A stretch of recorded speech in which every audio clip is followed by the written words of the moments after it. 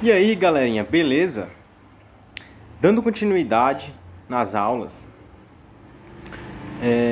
voltando um pouquinho para relembrar, na aula passada nós vimos Israel e Palestina, certo? Pelo percurso 27, que vimos um não reconhecimento entre Israel e Palestina.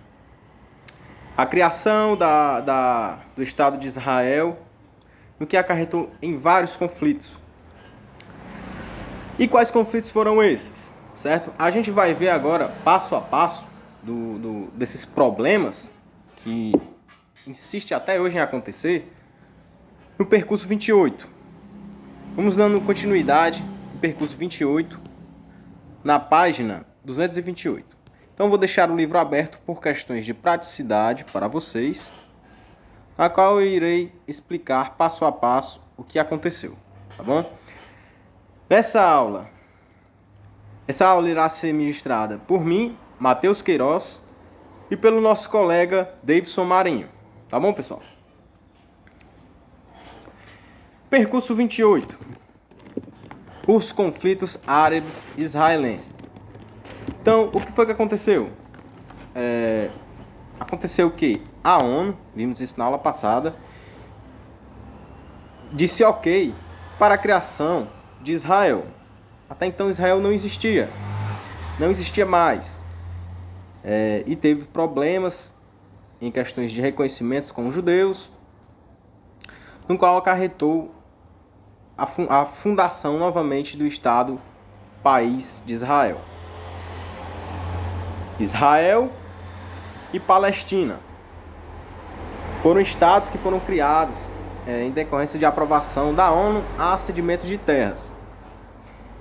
O problema foi que Israel não reconheceu a criação de Palestina e a Palestina também não reconheceu a criação de Israel. E aí eles ficaram brigando entre si, eles ficaram em conflitos, em guerras, não só entre Israel e Palestina, mas que envolveram vários outros países, vários outros grupos radicais, e essas guerras foram bastante pesadas. Então vamos ver quais conflitos aconteceram, certo? E o subtítulo que diz mais de 7 décadas de paz. O que isso indica? Mais de 7 décadas de paz? Desculpe, mais de 7 décadas sem paz. Indica que Israel e Palestina são estados extremamente novos, tendo aí 70 anos, 70 e alguma coisa, de criação. As terras deles foram de fato cedidas em 47. Vimos na aula passada. Certo? Então, esse momento, a partir da criação até os dias de hoje, são exatamente a época em que eles não tiveram paz, em que eles não tiveram trégua das guerras, certo? Em 48, começaram as guerras em Israel, certo? Falamos Israel porque é o momento em que se tem o nome de Israel. Mas as guerras já se antecediam, as guerras já aconteciam. Só que não tinha guerra de Israel porque não existia um país chamado Israel, certo? Mas a partir de que foi dito, criam Israel, criem Palestina, Israel começou a entrar em guerra pesada. E a partir de 48, isso começou. Vimos na aula passada que a Palestina, os grupos sírios, certo? Os grupos radicais da Síria não aceitavam de jeito maneira a criação de Israel. E eles eram contra Israel. Quando se teve a criação, exatamente nesse momento, se revoltaram contra e começaram a atacar Israel. Então, a partir do momento em que se teve a criação, 47, 48, se teve guerra. Mas, em todo esse momento de guerra, onde exércitos do Egito, da Síria, da Jordânia, Iraque, Líbano, começaram a entrar em guerra com Israel, Israel conseguiu ter uma reviravolta e ampliar seu espaço em até 40%. Imagine só o quão benéfico é para um país a ampliação de um espaço em 40% em questões de economia, tá bom? E foi o que Israel conseguiu naquele momento. Em 56, o Egito proibiu o tráfico de navios israelenses no seu território. Isso foi ruim porque Israel precisava passar pelo Egito para fazer a economia. O Egito disse: não, aqui ninguém passa. Aqui ninguém passa. Vai ter guerra se alguém passar aqui. E aconteceu que a ONU, que naquela época tinha muita interferência, certo? Hoje em dia ela serve muito como digamos, aconselhadora, né, para os países. Naquele tempo ela intervia muito. E ela enviou forças de paz da ONU, na qual tentavam cessar a guerra, tentando lutar pelos países para cessar aquela guerra de 56. Certo, pessoal? E o presidente do Egito, chamado Gamal Abdel, foi quem proibiu. Ele proibiu a passada de Israel.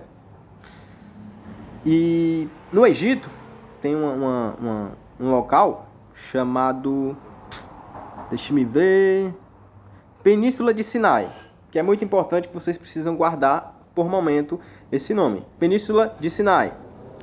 Israel tomou esse trecho. Israel pegou, invadiu essa Península de Sinai, no Egito. Isso em 56. Na qual não devolveu mais, até passar de muitos anos, na qual a gente vai ver já já. Beleza? Passando um pouco, em 1967, aconteceu o chamado das Guerras dos 6 Dias, onde Israel ocupou a faixa de Gaza, a tão famosa faixa de Gaza, né? Polêmica faixa de Gaza. E instalou colônias.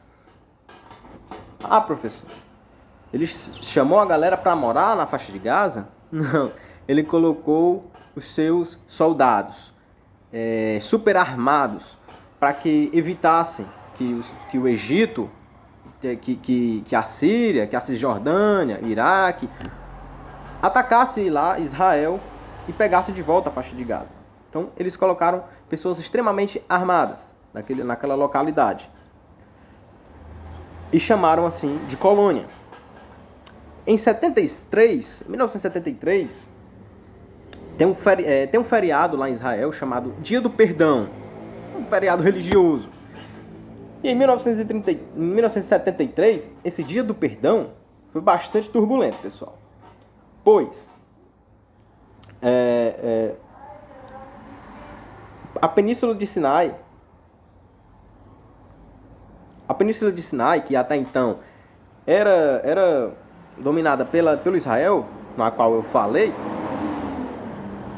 foi invadida. Foi invadida pelo Iraque, foi invadida pela Síria, na tentativa de tomar de volta. E esses conflitos duraram 6 dias, certo? E se vocês colocarem no Google, vocês irão ver, botem Dia do Perdão 6 dias, vocês irão ver o quão sangrento foi esses 6 dias, a partir do seu feriado. 6 dias do perdão, citado por alguns críticos, tá bom? Em 78, agora uma data muito importante, Estados Unidos intermedia acordo entre Egito, na qual era dono da Península de Sinai, que Israel tomou para si, intermedia uma paz entre Egito e Israel, certo? O que aconteceu foi, Egito proibiu o tráfico de navios de Israel. Israel fez o quê? Atacou o Egito e pegou a Península de Sinai para ele. Agora quem manda é nós. E aí, Egito, até então contra Israel, em guerra direta, Estados Unidos olhou e disse: não, vamos acabar com isso. Israel, venha cá. Egito, venha cá. Vamos fazer uma paz? Israel, devolva a Península de Sinai para o Egito. Eu disse: beleza, vou devolver. Devolveu a Península de Sinai para o Egito. E o Egito ficou entre aspas, em paz com Israel, certo? Um momento de trégua que teve com Israel. E ele devolveu ao Egito a Planície do Sinai. Mas, nesse acordo que visava devolver as terras roubadas ou tomadas em guerra, visava Israel devolver essas terras, ele entrou em acordo apenas de devolver a Península de Sinai ao Egito. A faixa de Gaza, que era para devolver para a Cisjordânia, assim ele não fez. Ele disse, não, essa terra é minha. Essa terra é extremamente valiosa para mim e eu não vou devolver. E assim ficou. No acordo ele devolveu apenas a Península de Sinai para o Egito. E em 82, Israel invade o Líbano e aniquila forças da Palestina. E pega uma certa área para ele. Israel pega uma certa área para a Palestina, certo? Vejamos. Parando aqui para ter uma pequena revisão, para que vocês não se perdam. O que aconteceu? Palestina e Israel, inimigos. Egito contra Israel também, certo? A Síria contra Israel. Israel é o palco principal aqui, em que todos estão contra ele. Palestina, Síria, grupos radicais, Egito, certo?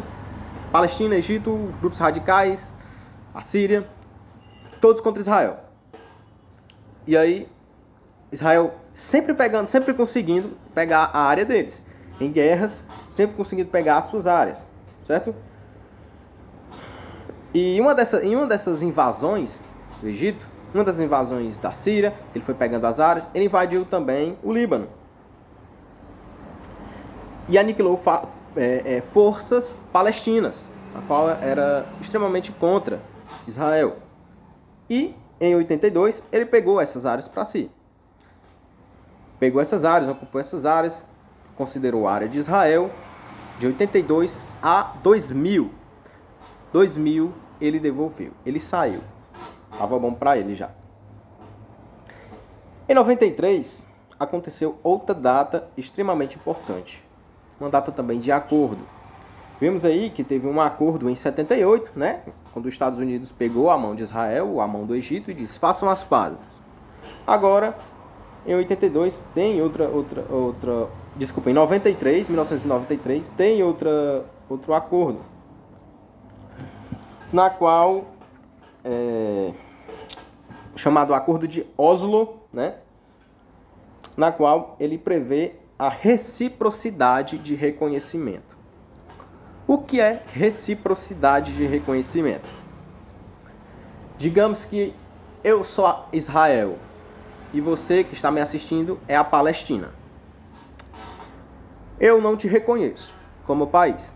Por isso que eu entro em guerra sempre contigo para pegar suas terras e dizer que é de Israel. E você, Palestina, não me reconhece como Israel. E sempre está atrás de me atacar para pegar minhas terras e dizer que é terras palestinas, certo? Então, eles, na sua criação, né, de 47, um não reconheceu o nascimento do outro. Isso foi recíproco, certo? Isso foi igual para ambos, para o não reconhecimento. Mas em 93, houve uma conferência de acordo, na qual disse, pessoal, vamos fazer as pazes. Israel, reconheça a Palestina como um país soberano, como um país que tem o seu poder, em que comanda dentro das suas áreas, e Palestina reconheça Israel também. E eles disseram, ok, tá certo. Isso foi recíproco, ou seja, isso foi igual para os dois. Isso foi favorável para os dois. Isso se chama recíproco. E esse acordo recíproco, ele previa na devolução, no reconhecimento de Israel e Palestina, na devolução de terras que foram pegadas em guerra, entre elas a terra da faixa de Gaza. Vejamos. Em 73, teve aquele acordo, né, dos Estados Unidos. Os Estados Unidos pega na mão de Israel e disse, devolva a terra do Egito. E ele devolveu. devolva a terra da faixa de Gaza para a Cisjordânia. E ele disse, eu não. Isso em 78. Agora, em 93, houve um outro acordo de reconhecimento. E esse acordo previa a devolução de Israel, a devolução, né, das terras de Israel para a faixa de Gaza. Ou seja, para os palestinos. E ele disse, vou ver. Isso não é de... a gente não vai fazer isso de uma vez. Israel não vai devolver simplesmente, está aqui, as terras são de vocês, palestinos, no qual eu tenho tanta raiva. Isso não vai acontecer. Isso vai acontecer aos poucos. Então Israel, em 93, assinou esse acordo, mas apenas em 2005 ele iniciou a desocupação. Ele iniciou a retirada de pessoas israelenses da faixa de Gaza para ser devolvida para a Cisjordânia, ou seja, para os palestinos, para a Palestina, tá bom? E aí ele desocupa, na qual é tomada pelo grupo extremista radical chamado Hamas, na qual eu citei na aula passada, na qual entra em guerra até hoje. E esse grupo radical Hamas dominou a faixa de Gaza. Tá bom, pessoal? Em 2008, aconteceu um novo conflito. Pegando aí do momento de criação de Israel até o momento atual, nós vimos sempre Israel devolvendo terras, no que indica que Israel sempre foi mais forte nas guerras, quase sempre ganhando os conflitos. E isso não foi diferente em 2008, onde a Palestina atacou Israel novamente. Ah, professor, vamos com calma. Você não disse que teve acordo de paz da ONU? Você não disse que teve acordo de paz entre Estados Unidos, Egito e Palestina? Você não falou que tinha um acordo de Oslo em 93 para devolver a faixa de Gaza para a Palestina, na qual foi desocupada em 2005? Eles não deveriam estar em paz? Eles deveriam estar em paz. Isso foi um acordo, mas isso é extremamente histórico naquela área, naquela localidade. Guerras ali, de um com o outro, Israel com seus oponentes, são extremamente históricos, na qual apenas acordo não resolve de noite para o dia. Israel iniciou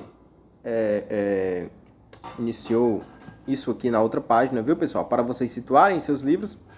Israel iniciou aí algumas destruições, alguns movimentos militares na área da Palestina, mas que fazia fronteira com Israel, na qual se achou dono de fazer, na qual se achou na razão de fazer estes movimentos. E a Palestina disse, não, isso não pode acontecer.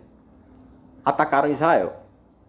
Israel revidou fortemente, acarretando em 1.400 palestinos mortos e, na surpreendente, apenas 13 israelenses.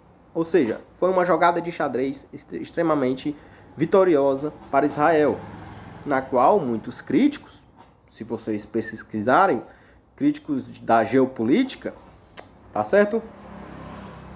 Dizerem que estes movimentos, inicialmente causados pelo Israel, foram propositais para revidarem com mais força os palestinos e assim pegarem suas áreas. Tá bom? Indo um pouco mais à frente, vemos aí, entre 2014 e 2018, guerras, na qual Israel e o grupo extremista Hamas, que está tomando de conta da faixa de Gaza, na qual foi devolvida de Israel para os palestinos, entrando em guerra em 2014 a 2018. Estas guerras, como eu falei, são históricas. iniciaram em 67 guerras entre árabes e palestinos, na qual foram cessados e iniciaram novamente em 2014, certo? O que podemos ver com isso? Que, apesar de terem acordos internacionais para a paz destes grupos, destes países, não cessa, não acaba. Né? Isso envolve muito mais do que acordo, isso envolve muito mais do que apenas uma pegada de território. Isto é cultural naquela área. Isto há milhares de anos acontecem guerras naquelas localidades, tá? E se vocês forem pesquisarem também, coloquem aí destruição do Líbano. Vocês vão ver monumentos históricos gigantescos, né? A qual faziam apoio às religiões locais serem destruídas. Monumentos apoiados pela Unesco serem destruídas. Na Síria, Líbano, né, e Israel. Isso por causa destas guerras. Então você pode ver que não é guerras atuais, são guerras históricas, beleza? E agora eu vou passar a palavra para o Davidson Marinho, na qual vai dar continuidade ao nosso conteúdo. Um abraço e até a próxima.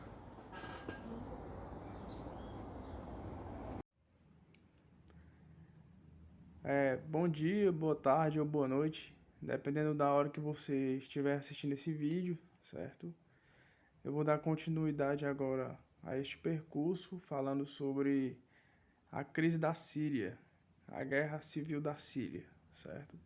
O que ocasionou e os resultados negativos que tiveram esta guerra, né?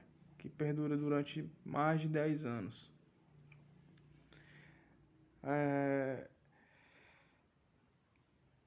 A crise da Síria, ela iniciou-se após pedidos, né, por uma reforma democrática, onde o governo seria mais flexível, já que eles viviam numa ditadura, né? Isso foi durante protestos que ocorreram e esses protestos começaram em 2010 em alguns países, mas na Síria foi em 2011, tudo bem? Eles eram intitulados como a Primavera Árabe, certo?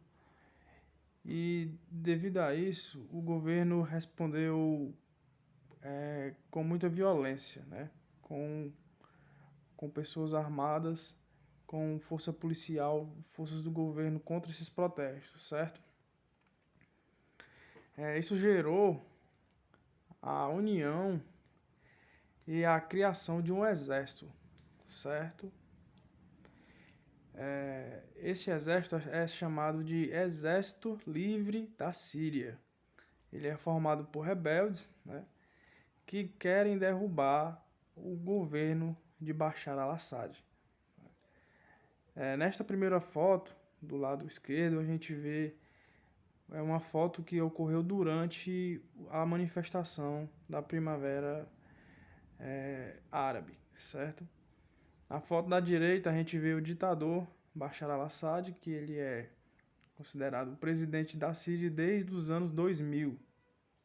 Foi deixado o cargo para ele, né, devido à morte do pai dele. Como é uma ditadura, é passado de pai para filho, ou então de alguém próximo da família que é confiante, certo? Vou dar uma passadinha aqui. Quer passar não. Pronto. Só em 2012, né, os conflitos se tornaram oficiais, né? Começou a guerra civil mesmo da Síria, ok? Nessa foto da esquerda, a gente vê o Exército Livre da Síria se movimentando para os conflitos, certo? Contra o governo da Síria. E nessa outra foto da direita, a gente vê é uma imagem após os primeiros momentos do conflito, certo? Olha o que o conflito causou a esta cidade na Síria. Poderia ser um lugar bonito, cheio de vida, cheio de pessoas transitando, porém o que acontece é que a guerra ela destrói, além das vidas, ela destrói a paisagem, certo? De guerra civil à crise internacional. A Síria ela conta com o apoio fundamental do Irã, certo? E o Irã envia tropas e armamentos e dinheiro para o governo sírio, certo? Para manter esta guerra. Como a gente vê na imagem da esquerda, é o presidente Bashar al-Assad e o presidente do Irã se reunindo para discutir os rumos da guerra, né? Já a Síria, o Exército Livre da Síria, ele tem o apoio de alguns países, né? Como o Catar, a Arábia Saudita e principalmente a Turquia, né? A Turquia. E a Turquia e esses outros países, eles enviam algumas armas, recursos e dinheiro e algumas tropas, certo? Para se juntar ao Exército Livre da Síria, no qual já tinha perdido bastante força, né? Não é qualquer exército civil que consegue lutar contra um governo que tem recursos e que tem aliados, certo? As tropas que foram enviadas para o Exército Livre da Síria são as milícias extremistas, certo? Que são os grupos terroristas que a gente conhece hoje, né? Alguns, né? Como o Estado Islâmico, certo? Os jihadistas e os curdos, né? São grupos que têm como base o califado, né? Que é um regime baseado em leis religiosas, certo? Ou seja, a guerra deixa de ser totalmente política e passa a ser política e religiosa, certo? Além desses amigos aqui que eles têm, né? Eles contam com o governo sírio conta com o apoio da Rússia, né? A gente vê uma das maiores potências do mundo ajudando o governo sírio, né? A conseguir as suas finalidades, certo? Porém, como assim o governo sírio consegue o apoio da Rússia, o outro cara grandão, que também se mete em tudo no mundo, né? Que se chama Estados Unidos, ele intervém juntamente com o Exército Livre da Síria, né? Os russos eles são responsáveis, né, por ajudar na modernização do exército, dos recursos que eles têm, dos armamentos, né, do governo sírio. E também, por muitas vezes, alterou não. Ele teve como ditar o rumo da guerra. O governo russo, como Vladimir Putin, teve como ditar o rumo da guerra. A gente vê nessa imagem da esquerda, né, que é o exército sírio ao lado no meio, né, são 3 soldados no meio de 2 fotos, né? A foto da esquerda é o do presidente russo, Vladimir Putin, e a foto da direita é do presidente Bashar al-Assad da Síria, certo? E nisso os Estados Unidos intervêm porque acredita que Bashar al-Assad é o mandante de ataques químicos à sua própria população. Isso é realidade, né? Isso aconteceu. E a ONU também ela intervém de alguma forma, porém sem força, devido às duas potências terem tomado a frente da guerra, né? E os resultados dessa guerra, galera? Os resultados dessa guerra. O que foi que aconteceu depois que... Depois não, né? Durante essa guerra, né? Mais de 450 mil sírios foram mortos, né? Eles morreram. Na real, esses são os dados que tem no livro. Porém, ultimamente se conta mais de 600 mil mortos, certo? Mais de 1 milhão ficaram feridos, né? De acordo com o livro.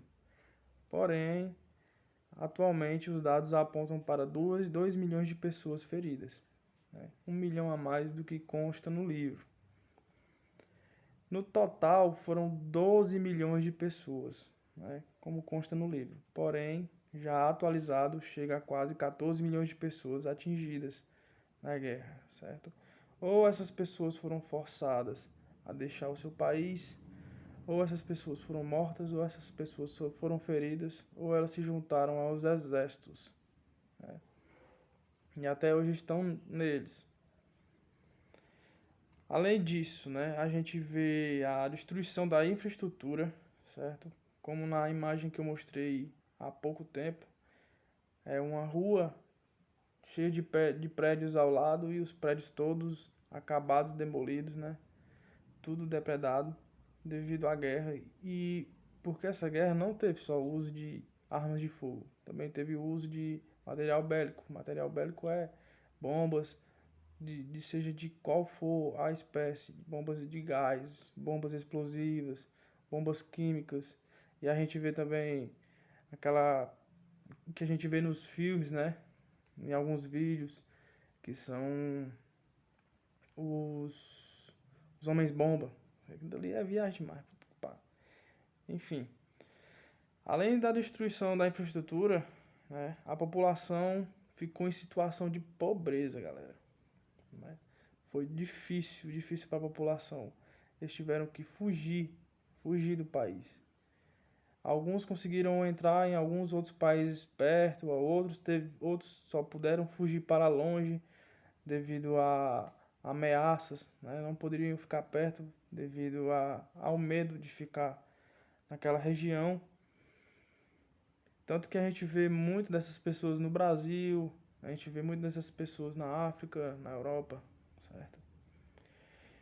E além disso, e não menos importante, teve também a destruição do patrimônio cultural histórico, certo? Que são prédios históricos, além de arquivos em livros, né? Livros históricos contando a história e trajetória desse povo, dessa cidade. Foram perdidas também e destruídas coisas de relevância arqueológica, geológica, né?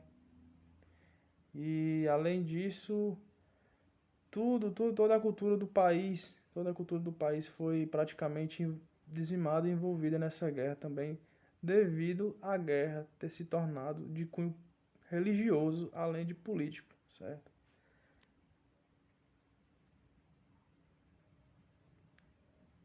Então é isso, galera. Acabou o slide. Isso era tudo o que eu tinha para falar aqui. Espero que vocês tenham gostado e até a próxima. Valeu!